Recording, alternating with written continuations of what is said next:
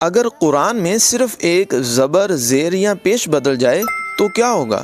ہم روزانہ سورۃ الفاتحہ پڑھتے ہیں، اللہ سے دعا کرتے ہیں اہدنا الصراط المستقیم، ہمیں سیدھا راستہ چلا، صراط الذین انعمت علیہم، ان لوگوں کا راستہ جن پر تو نے احسان فرمایا۔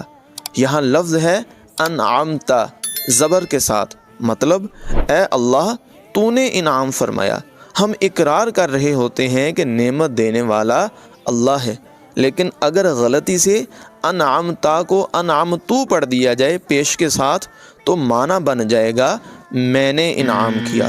ذرا سوچیں کہ ایک حرکت بدل جانے کی وجہ سے کتنا بڑا معنی کے اندر فرق آ گیا۔ یہی واضح اور معنی بدل دینے والی غلطی تجوید میں لحن جلی کہلاتی ہے۔ لحن جلی حرام اور گناہ ہے۔ زبر زیر پیش معمولی نشان نہیں، یہ فائل بدل دیتے ہیں، معنی کا رخ بدل دیتے ہیں۔ قرآن صرف پڑھ لینا کافی نہیں، صحیح پڑھنا ضروری ہے۔ اگر آپ اپنی تلاوت درست کرنا چاہتے ہیں، تجوید سیکھنا چاہتے ہیں تو ابھی ہمارے چینل کو سبسکرائب کریں، ویڈیو کو لائک کریں اور کومنٹس میں بتائیں کہ ہماری ویڈیو آپ کو کیسی لگی۔